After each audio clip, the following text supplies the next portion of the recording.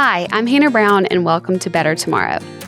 My absolute favorite thing to do is have a heart-to-heart talk with my new friends and my best friends, where we sit down and talk about all the things like relationships and love, faith, and self-care. And of course, the little things as well, like the struggle to figure out what to eat tonight. All in all, I really want to ask, how am I better today than yesterday? And bring artists, entrepreneurs, and friends along on the journey. So join me on the journey, will you?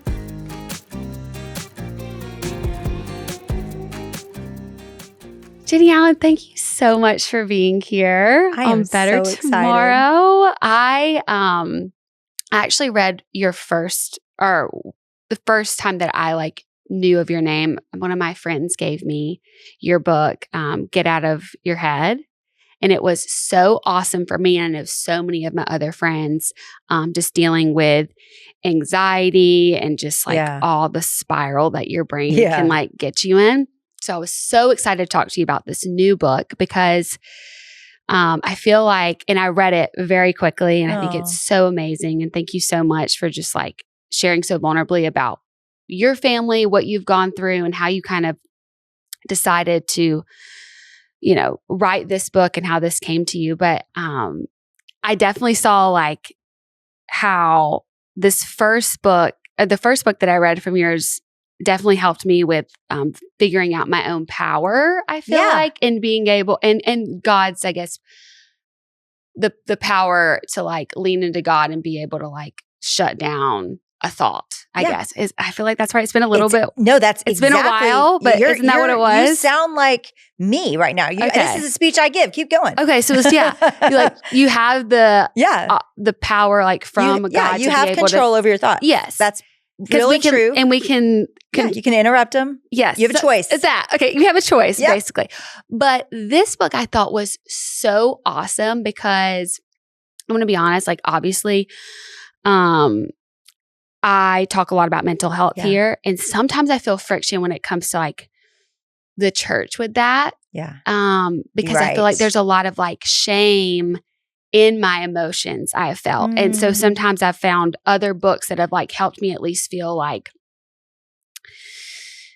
I'm not wrong to have the emotions that I have. Yeah. Now I definitely think I cannot let my emotions drive me, but I feel like you did such a wonderful job of reframing that for me as somebody and really showing up and writing this book. I don't feel like there's really been a lot of people working in this space of being able to validate your emotions, but also figuring out how to use those and how God can use those to heal. Yeah, exactly what you're saying. You did good, girl. That was a summary. That was a good summary of both. So this was such a different project for me because Get Out of Your Head kind of had a bow. It was you can interrupt your thoughts. You have power. You have control. Do it. Yay. Tie it up. The end. This one is more, oh, wow, we're never going to arrive at a place. We're going to feel. Such a bummer. We're going to feel these things for the rest of our lives. But it's so freeing. You can heal. Mm-hmm. And I think it was funny. This one, there's more of a tension of just, it's not an easy answer. But as you feel and really redeem the way you viewed emotions in your own life, because we've all viewed it that way. Mm-hmm. I think whether you're a Christian or you're not, there's a language of shame we have around emotions. Mm-hmm. Because even when certain you were young, emotions. That's right. Negative emotions. So when we were young, and I remember, being in the car, I still remember this feeling, being in my cart and my mom pinching me on the back of the leg, which, because I was probably throwing a fit. I don't remember that I was wrong, but I remember probably I was crying. And I just remember she would pinch me right there. And it was basically, I'm disappointed. I'm throwing a fit. It's wrong. I shouldn't feel this way. Mm-hmm. And again, should I be screaming in Target or wherever we were? No. But what's the message even at 2 or 3 years old? It's you shouldn't be crying. Yeah. You should get it together. So I think we all struggle with that shame response to our negative emotions.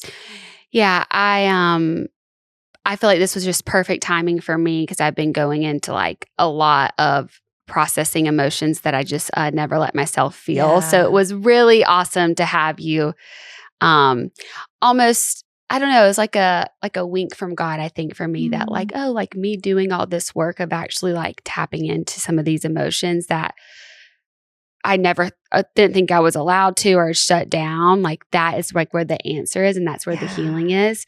But kind of to back up, I kind of just went into like how I discovered your work. But can you just tell us a little bit more about you and how you found yourself in ministry through your books and the conferences that you have? Yeah. So I was 17 years old and I'd grown up hearing about Jesus, but I never saw a personal need for him.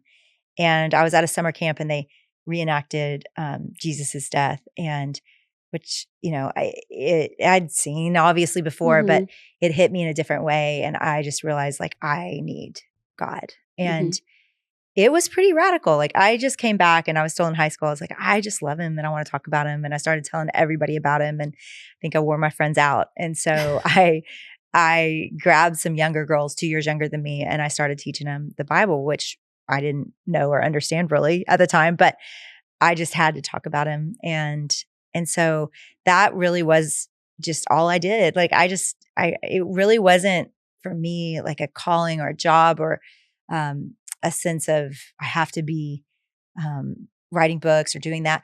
I just loved God and I loved talking about him. And then eventually that grew. And that's, today I'm a writer, I'm a speaker, and I lead an organization that puts on events. And one of the events is If Gathering, which is women from all over the world. And then one of the events that we're going to have for the first time next year is called Gather. And it's the entire global church coming together. So it's wild. It's been a ride. I never would have pictured any of it, but it also doesn't feel that different from that freshman Bible study I led at 17. It just feels kind of like these are my people and there's a few more of them today, but I love helping people redeem their view of God because I think we do feel like he often is disappointed in us. And so nobody, if you're listening and you think I'm not a Christian, I don't even know if I want to listen to the rest of this because you are, I would just say, give it a shot because I think maybe what you've heard about God could be wrong. And he really likes you and he loves you and he wants a relationship with you. And so I think I try to help people find a relationship, not just religion or, whatever, morality, all that. That's not, Jesus came and to help people. Yeah. And he loved people well. And that's what I hope I'm doing too. I think you're doing a great job. I've had a few people. I know Annie Downs. I love her so much. She, I guess, was involved with the If Gathering. And then I saw how you're expanding that in this next year. And that is so exciting. But I question sometimes, maybe this is just for my own personal experience, sometimes when you feel like you have like a calling, or you said that you didn't even know if it was a calling in your life, but how did you have the confidence to be able to like step into, you know what, I have this like, I have this message I want to share. I don't know if you went to school to be a writer, but you're like, I guess I'm going to write this book, or, you know, I feel like more people need to know about Jesus. How do you have the confidence to start a conference that now is like going to be international? So I didn't. I was scared out of my mind. I really felt like he would show me the next step. Rarely was it 5 years, 10 years from now. If he would have shown me but I started public ministry about 10 to 12 years ago. So 12 years ago, if he would have shown me what I just announced with Gather, like we're going to gather the entire global church on every continent, I would have quit on that day. Yeah. Like I was a chicken. I was a wimp. And Annie knew me back then. Like anybody that knew me back then would be like, she was up there shaking. Like I was physically, notably nervous, about everything. And so I didn't have it, but I knew what to do next. And I really appreciate that that's how it went for me because I feel like he helped me grow up too. He didn't ask me 12 years ago to do what I'm doing today.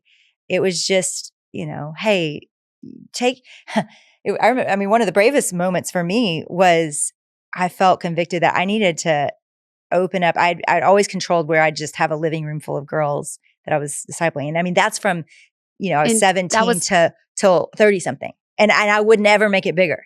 Okay. And I remember just feeling convicted, like you need to quit controlling this and you just need to open it up and like see how many people come. And 200 people came. And the first time I opened up, and several girls trusted Christ in that study. And so I just had to go, I'm in this, whatever you want to do. And as I just quit trying to control my life, and I said, whatever you want, God, like I'm going to be in, things begin to happen. And, for some people, it would be the opposite. For some people, it would be like, man, I want to be famous. I want to be a New York Times bestselling author. For me, it was the opposite. Like I really was anxious about all of it. And I would say for a long time, all of it felt like just huge steps of faith. Mm-hmm. And still it can feel that way. And I mean, I'm so blessed to get to do what I do, but I would say it's letting go of all of it. It's saying, I'm not going to be able to control my reputation. I'm not going to be able to control my, my story and where this leads, because it really led places. Again, if I'd known, I probably wouldn't have said yes. So I'm still scared sometimes. My confidence is not my strength. I feel you. I know what that's like. And I feel like a lot of times people can find themselves like, I don't know what God wants to do in my life, or I don't know where to go next. But I think it's just like kind of taking that next step. But it doesn't have to be like a giant leap. It's just like a step, opening up a little room for God. Wouldn't you say? It's just like, okay, God, I'm going to just like see what happens. And it's so cool to hear that, like, 10, 12 years ago, you were doing Bible studies with girls in your living room to now hosting. Yeah. How many? I hope it's hundreds of thousands of people. It is. Oh, it's for sure that. Yeah. Next year. Oh, next year will be millions. This year was hundreds of thousands. I mean, because we do it live stream, but you don't even think about it. That's the thing in our world. It's like, we don't know how many of y'all are out there. Hey, we're so glad you're here. But there's this sense of like, where are you right now? Are you in your car? Are you at the beach? Like, where are you listening to this from? You should share it with us. We love hearing. But it's hard to get our heads around it. Like you're real out there. That is wild. You are sitting there with your AirPods in somewhere on a plane, on a walk, and it's real. It's people. And that's the magic of our world today is we can throw out numbers like that because of the time we live. I mean, it's just, we can reach so far. It's so special. That is so awesome. Well, I'm really excited about next year's gathering and what y'all are all going to do and how many lives are going to change. But I saw that. You've got to come. I would love to. Well, I actually met with Annie Downs, a mutual friend. Yeah. I think right before she left, like she should have put you on the plane with her and brought you. But I would have loved to, but next time. Yeah. And she was telling me a little bit about it, and I was like, oh, I think we have scheduled for Jennie to come on the podcast. So it was so cool. I didn't know that I had heard of If Gathering, but I didn't know that that was something that you had started. Yeah. I didn't fully understand, but that's so special. Yeah, and that is a big calling, whether you knew you were stepping into that calling or not. Like you've got it now, and how you're just trusting God to like let it become bigger and bigger. That's tough. But I want to kind of get into untangling your emotions a little bit more, because I talk a lot about mental health here. And I wanted to know your thoughts on, like, obviously we know that mental health or mental wellness is so important for just like our overall health, but specifically for our spirituality. How important is it for us to be mentally well, to be able to like flourish in our spiritual health? Well, I've heard it said that you'll never be more spiritually healthy than you are emotionally healthy. And we see that in people's lives, right? You see that where someone may talk a big game, but at the end of the day, they're hurtful and you don't exactly understand why. When you're around them, you feel bad about yourself, but you do. And they're talking about God and they're talking about faith, but you feel like misunderstood when you're with them and you feel kind of insecure. And I would say that they probably sincerely believe in Jesus and understand the Bible to some degree, but they're probably emotionally in a harder place. And I say that because a lot of times our emotional health is what comes out and bites people, right? Yes. On accident, right? We don't mean to, and we don't even necessarily always know we just did that, but it's coming from our own personal hurts, right? And we don't heal because we don't want to feel and we don't want to go back and feel those feelings. And I get that. That was me. I didn't get it. I could have never written this book even 5 years ago because I just was someone who even showed up to my small group where we hired a counselor and we were going to do some emotional healing and work together. And I showed up and I was like, what's the point? I literally looked at our counselor and said, he wanted to go back into our childhood and all these things. And I was like, tell me the point. I don't get it. I don't understand why. Because what good is it going to do? We're going to go back to these moments that were sad or that we were hurt or that we were traumatized or that we were angry. And we're going to dig them up for what? What reason? Give me a purpose. Yeah. And so I was that girl. Like I would have said, why? What's the point? So now fast forward, doing it and being with people who really saw me and loved me and heard me, something magical happened. And parts of myself that had been broken and hurting all my life. Like I could point back to, when is the first time you felt anxious about pressure? Just that. Let's just take that little thread. When's the first time? I know when it was. I remember. I was 12 years old. I remember the moment for the first time that I remember feeling like I can't measure up. And I remember the emotion of desperate anxiety. Like I've got to measure up and I don't know how. And so we all do that. Like if you were to think, gosh, what's a strong emotion you felt lately? And then you were to go, when's the first time you felt it? You do it pretty quickly. It's pretty impressive. Almost every single person I've ever done that with, they within 3 seconds can remember the first time they felt it. So all that stuff is with you. I mean, with you, like right there on the edge of your mind. Like it comes quickly because emotions are part of what seal in our memories. So you do remember. Most of the things you remember from your childhood is because it was a strong emotion, happiness, excitement, jealousy, anger, fear, whatever. That you remember the things you remember largely because you felt a strong emotion. So it's all with us. And if we never heal from it, then it's just sitting there. Yeah. And it just comes out when you don't want it to, especially to the people that you don't want to hurt. Yeah. I've been, like I said, this book was so the timing of it was really interesting because I also feel like we're very similar of I just could shut down things. Like I didn't really cry that much. I just was like, all right, my past kind of crappy, but like I just need to move forward. And then it couldn't anymore. I think that's the thing that I really struggle with. It's like it got so big that you can run from it for only so long. That's right. Until it just starts affecting everything, especially like relationships most important to you.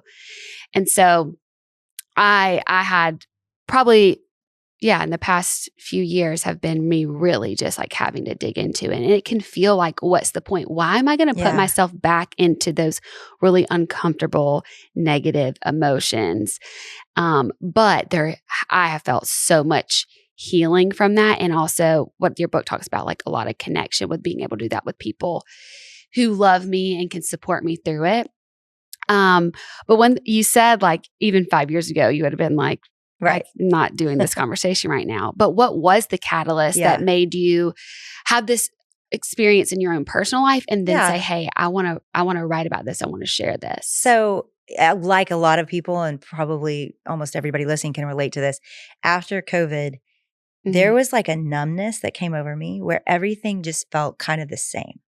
Like there wasn't excitement. There wasn't fear. I just didn't feel. I just came kind of out of that and was very flat. And that was good for a little while, right? After a season of fear and intensity, and we were all whipped from that, universal experience that we all walked through together. And so that felt good for a little while. But eventually you go, wait, this isn't living. Like something's missing. And I don't want this to be how I stay. It was okay for a season to not feel things because we'd felt so many difficult things. But then after a little while, you go, this isn't how I want to be. And right around the time that I was kind of noticing something, I need to do something about this. My friend invited me to be a part of a small group. And she was like, we're going to hire a counselor. And we were all leaders. We were all in leadership. We all had pressures. And I remember driving and thinking what I was hoping for. And I was really hoping that my heart would wake up, that I would really love my work, because I should. My work is great. Like what we do is so fun, and getting to talk to people and share with people and minister to people, like that's just such a gift. But I wasn't enjoying it anymore. And I just wanted something to change. And so when I showed up at that, they were like, you've got to bring your whole heart, and you've got to just say like what you're really feeling. And it was scary and hard, but I did it. And I yelled, and I was angry at God at the time, I remember, which I didn't even know till I started talking.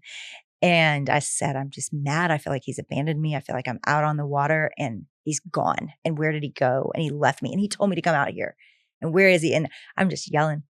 And they initially kind of answered. This is my favorite part of the book. Yeah, this is why I wrote the book. Yeah. They initially kind of answered and said, well, Jennie, that's not true. God's not leaving you. God hasn't left you. Like, God's not like that. And I was like, golly, that felt lousy, because they were fixing me. They were trying to fix my theology, which I went to seminary for 3 years. I've got great theology. Like, I know my theology. That wasn't the problem, right? And so thankfully, this counselor interrupted and said, hey, I want y'all, instead of telling Jennie what you think about what she just said, I want you to tell her what you feel about what she just said. It changed the room. I wanted out. I was so sad I'd shared. When they were fixing me, I was like, I'm not going to do this again. And then they started saying, I feel sad that you just felt misunderstood. I feel proud of you for staying out on the water, even though you feel like God's not there. I feel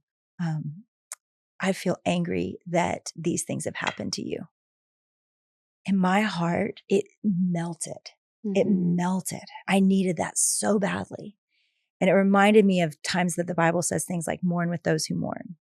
Why does it say that? It's such a random thing. Why would that help? It's in that category of why. Yeah. What's the point?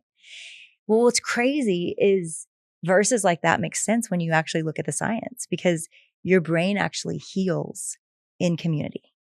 So when you're not alone in your pain, even though the circumstances are still difficult, when you aren't alone in that, your brain begins to repair broken parts from trauma. Like it actually like rebuilds parts of your brain because someone mourns with you who's mourning. It's a miracle. To me, it's a miracle. It's one of the most beautiful things that God built us that way. But I just didn't believe it till I experienced it. And it was so counter cultural to the world I live in. And it was so counter to me, the way I do things, because I'm a fixer. We're all so close, and I dedicated the book to them because they are part of my healing journey. But that day I saw myself in them. I saw what I used to do to people. Yeah. I try to fix them. Yeah. They're a problem to fix. Yes. And so if we're not comfortable with our own emotions, then we're never going to be comfortable with someone else's emotions. So if your kid or spouse or friend is crying in front of you, but you're not comfortable with your own tears, you're never going to be comfortable with theirs. And then that means you're not going to be safe, and you're not going to be able to help them heal. And that is all of our goal. We want to be great parents. We want to be great friends. We want to be great spouses. These are the desires we have. So how do we get there? You can't go around emotions. You have to go through them. Yeah. I love how you really talk about like feelings are that's how we connect. And being able to express our emotions is how we connect with each other. And that's something people are probably like that have listened to this just keeps coming up because my fiance and I are doing counseling together, but just because of my own past and his too, and learning how to be able, we want hopefully like our first year of marriage to be great because we've started doing the hard work now. Yes. And learning how to talk to each other. And our therapist has helped us with this thing called like the story we tell ourselves.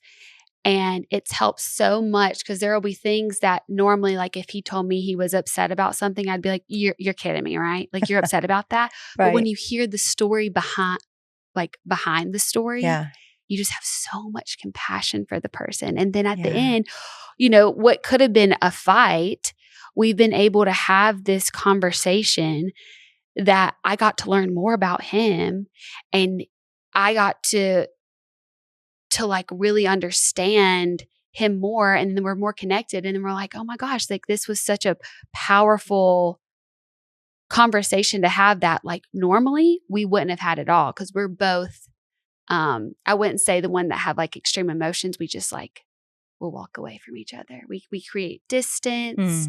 We're very avoidant when it comes to the emotions. And it's been really cool to be able to like face them together. Wow. And it's so funny. Like when we each kind of do this script that our therapist gave us, like we're the most uncomfortable being the person to bring the emotion up. And I think that is probably because we've both been in situations where I know this, like we've wanted to share our emotion and it's been shut down. So what do you say to the people who, maybe reading this book and like, but I've tried that. I've tried to be open about what I'm feeling. And then I just feel like I've been completely shut down, and honestly, probably a fixer of some sort has just been like, oh, well, you don't need to feel that way because it's just let go and let God. What do you say to those people who have felt that and are scared to show up again? Well, I'm sorry. Yeah. Because that is lonely. And it feels like, where do I go with this? And I would say it's incredibly brave to do it differently and to keep trying. And what I have to always start a project and go, what do I really want people to walk away with? What's the main gift I want them to have when they leave? And I thought to myself, I've been blessed to get to do counseling different points in my life many times. And I've learned so much from that. And I thought there's so many people that can't afford this. There's so many people that can't get that. Like, what can I give them? And that was what you're asking me right now is one of the biggest reasons I was like, I want to try. I mean, how am I going to tackle this subject right in the beginning? It's like, golly, it's so big. And how do I actually help people feel seen and known and loved? And I was like, well, if I could give them a few tools to have better conversations around this and to ask for what they need. So if that's you, if you think, gosh, I've just been wounded over and over again, I would say most of us aren't good at this. And it makes sense to me that you've been wounded, even by perfectly lovely people that didn't mean to hurt you, right? But I think as you learn and as you do it differently, and as you go, gosh, I've gotten more comfortable with this, then with sadness, with anger, with fear, I've gotten more comfortable with it. Then you get to do that for other people. Hannah, it's just like your story where your friend did it for you. You said, well, you've been this kind of friend to me, and you were able, there's a sense of like maturing happens together. Yeah. And so what I would say is, who are the safest people? And then ask, I always say, use your words. Say, okay, I'm going to share something with you. And here's how I want you to respond. I want you to tell me how you feel about what I said. And I don't want you to give me some answers. I want you to listen, and I want you to tell me, this is how it made me feel. Now let me tell you what's going to happen. As soon as you finish, they're going to tell you what they think, even though you started with. But here you set an expectation, and then you're going to go back to it. And you're going to say, nope. You're going to interrupt them. You're going to say, nope, I don't want you to tell me what you think. I want you to tell me what you feel. And you're going to help them lead and do better.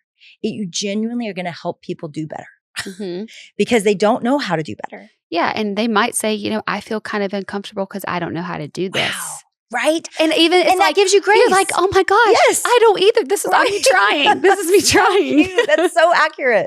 Because I think that would have been, if somebody that I really loved came to me before I had done any of this work, I think that's what I would say of like, I'm actually pretty uncomfortable right now, but because I want to help you, but I don't think I know how. And then that starts a conversation of where you can do it together. Right. And that's worth it. And that you just get at something that bonds you, even in that, even in your honesty.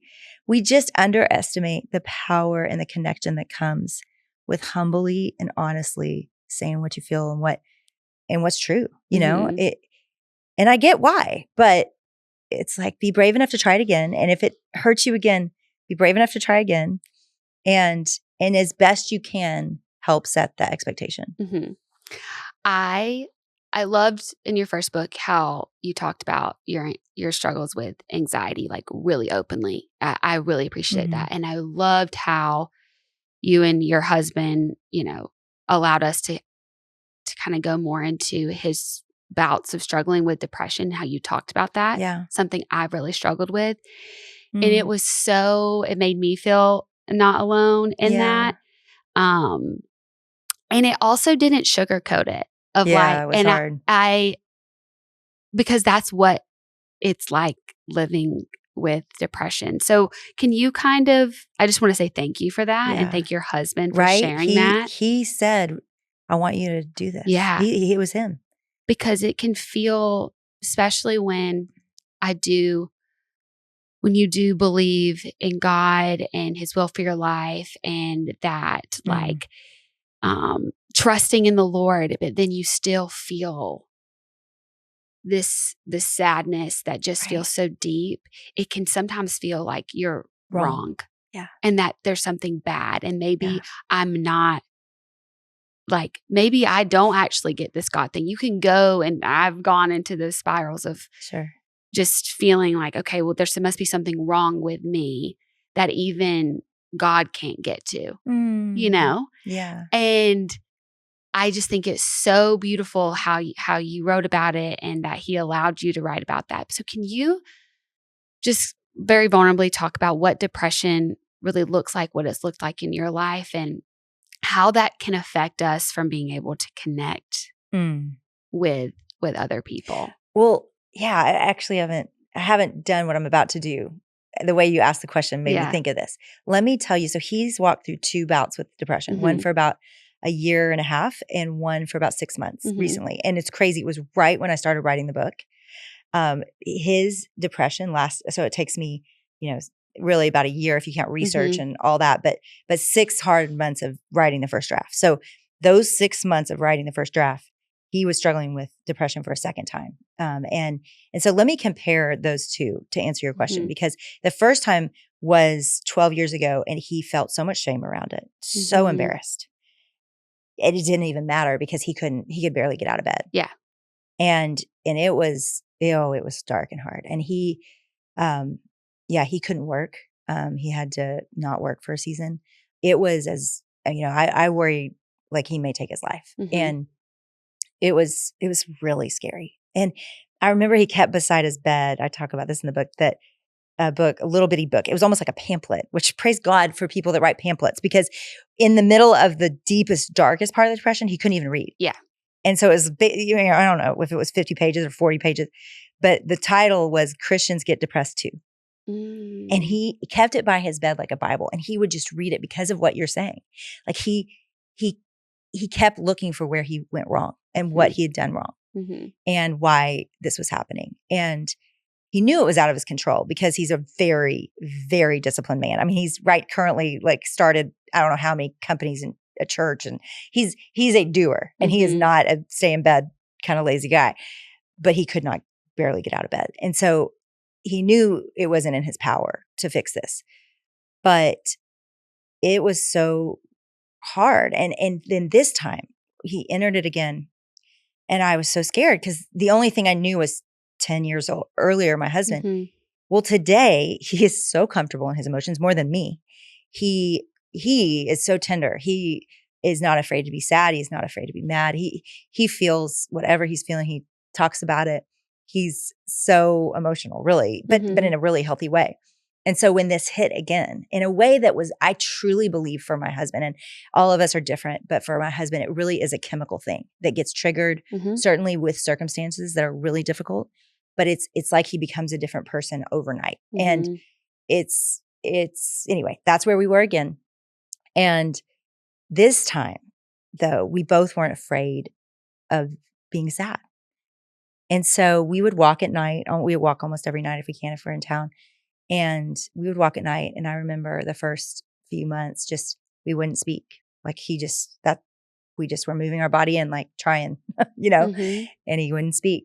And then as we kept going, like he started sharing more and just what he was feeling and what he was sad about, what he was hoping for. And by the end of those 6 months, and by the time I was done writing the book, he was happy. And it was even laughing. And the circumstances hadn't changed, but he had healed. And part of the reasons why was he had community in his life. He went there fast. He called a doctor the day just about that he realized this is what's happening. He got help and advice and counseling. He wasn't afraid of all that. The first time it was just the unknown. He didn't know what to do. It's like, what is going on? What is going on? And you spend months just trying to figure out, what do I need to do? And how did I get here? And judging it and all these things. And this time it's like, okay, I know what this is and I need help, and it was just humble and he got it. And it was just so different. And so I would just say, if any of you feel like you're there, you need help. When the analogy I use in the book is emotions are like the ocean. And sometimes you're standing on the shore and they're barely hitting your feet. And it's more like a mood and you just are like sad for a day and the next day you feel better. And sometimes you're like neck deep or waist deep and you're okay, but you're definitely more in a season of sadness or fear or anger. And then there's times where you get out and you're swimming and you've just lost a loved one, but you're okay. You're not drowning. You've got what you need and you're okay. But there are times it's like you're out at sea and you're going under. And that person, I've heard stories of friends that have gotten stuck in real riptides. That person has to have help. Like they need a lifeguard to get on a boat or a jet ski and go out and save them. And if that's you and you go, man, this thing's taking me under, you need help. And so reach out to a local church, reach out to a counselor, reach out for sure to friends and people that love you and just say, I think I'm struggling with depression. I think I'm struggling with anxiety. Because until we voice those words, honestly, for me, I lived with my husband and I didn't totally see it. So you've got to say it. Like, I need help and this is what I'm struggling with. And I feel like it kind of goes hand in hand with what we talked about earlier of like, if you won't like really get in with those emotions and feel them, I think it prolongs it for me. Yeah, that's true. I was so scared of my sadness. Like this is something new. Like I broke down of like, I am so scared, ashamed, don't know how to really embrace my sadness. And that is what has kept me in depression for far too long because I was so scared of it. I didn't want to sit with it. And then it just consumes you, but I didn't want to name it. And I think naming it is so huge. And now when I feel things, I sometimes feel like it's a downer for my fiance or my friends, but they're like, how are you? And I'm like, I'm feeling sad today. Or I walked in today and so they're like, how are you? I'm like, I'm in a little bit of a funk today. And he's like, I hope it's a good funk. I'm like, I don't know if it's a good funk. It's not a funky fun. No, it's just a little bit of a funk. And like, but me just saying that like gives me, it just is like a weight off of me that I don't have to pretend. Yes, that's it. I don't have to pretend. I remember my counselor said, Jennie, all that energy you're spending, judging what you're feeling, trying not to feel it, all that work you're doing, when you just feel it and you just say, this is where I am, there's so much more margin and energy in your brain and your body and your life to do the things you want to do and to create right alongside all of the feelings. Yeah. And it is so accurate. When he said it the first time, I was like, I don't know if I believe that.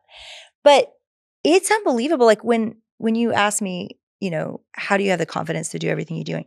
I don't, but I do have the margin in my heart. Like I do have the capacity in my heart because I'm not spending so much time controlling everything and like trying to make sure it all works out. And it's that part of life gets a lot more fun and freeing to just go, I'm having a bad day. Yeah. Or I'm down and I've been down for a while and I don't totally know what it is. I remember I was about to lead If Gathering 2 years ago, I think. Yeah, 2 years ago. And I was about to go on sabbatical and I was really in that place. I mean, this was before. Did you know, like going into this, did you decide to do the sabbatical because you knew you were kind of going in that place? It was, I'd felt it the August before. So now it's February. and I'm about to go off in May, but it took that long to plan it. And so I'm crawling in. And I remember I was about to go lead, hundreds of thousands of people and host the weekend and all my friends that are speakers and all these leaders. And I remember going, I'm crawling and I'm not confident and I'm not excited to even be here. And I remember my counselor was there speaking that year. And I said, what do I do? He goes, you tell him that. And so right at the beginning of the conference, I stood up and I said, here's where I am. And yet God is going to move anyway. And it was so great because he actually probably moved bigger, that better. Yeah. Right. And that's what in our weakness, he is strong. Like we don't understand that weakness is the hope of glory. It's the hope that there is a God when Hannah, I just want to speak on behalf of everybody that listens to you and they're going to all be glad I say this right now. You are so beautiful. Oh, you are so joyful. You are so just likable. And for you to bravely say, yeah, and I struggle with all of these things and to be that honest, it gives everybody permission to go, nobody's perfect. And the fact that I'm struggling, I'm not alone. And look at her. I respect her. I like her.